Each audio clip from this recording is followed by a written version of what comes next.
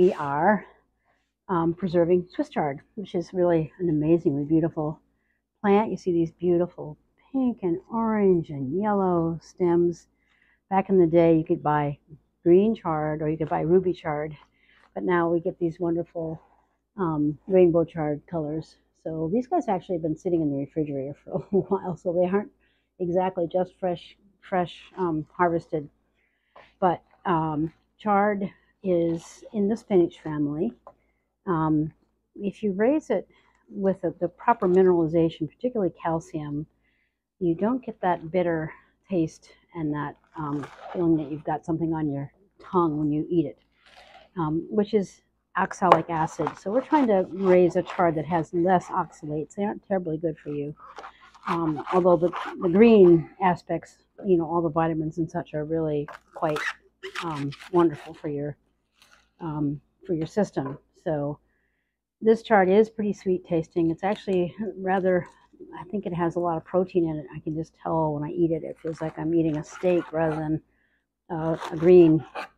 We're just going to, again, just chop it into bite-sized pieces. And we will, the next step for this will be then to steam it a bit and get it ready for the freezer.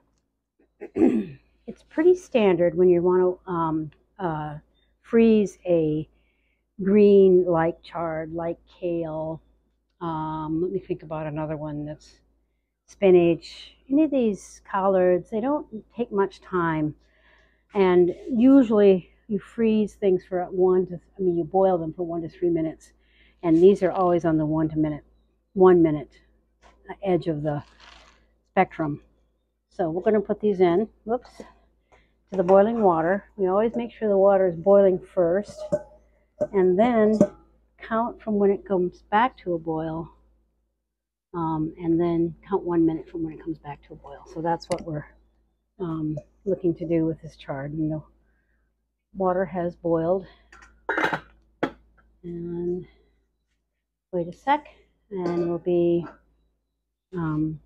counting it once it starts. Okay, so the chard is actually boiling. Where did I put that phone here? And we're going to set that timer for 1 minute. I'm going to give it a little bit of a stir to make sure all of the chard is under the water. I don't put a huge amount of water in, but enough so that we can get all of it under the water for the boiling process.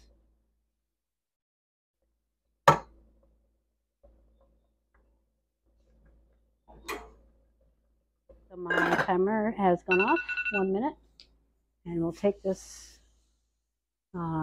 chard over to the sink and pour it out into a colander.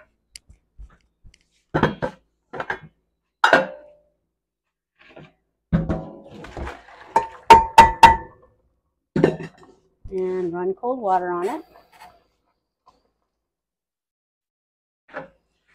And as soon as I can handle it, I get my hand in there and move it around and mix it up with the cold water so it gets nice and cooled off. It's fun to look at chard, especially rainbow chard. After spending so much of my life with just green chard and red chard, red stemmed and green stemmed chard, red stemmed, I'm still very excited about seeing these yellow and orange and pink and purple and all the beautiful colors that chard comes in these days.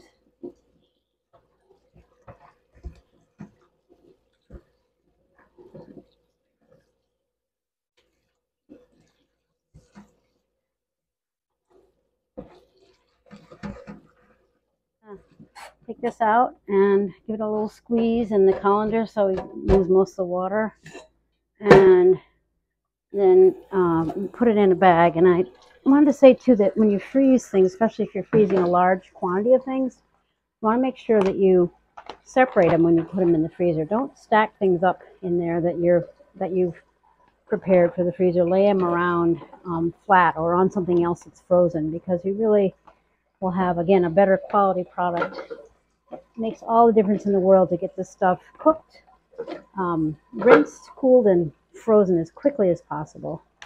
If it sits too many warm things together, it'll take too long, and then it'll have a stale taste. to it. So we lay this down like this. And I use these nice 6mm bags that I get from Uline, so I can use them year after year after year, and I don't have to worry about the bags cracking and breaking in the freezer. Really very handy.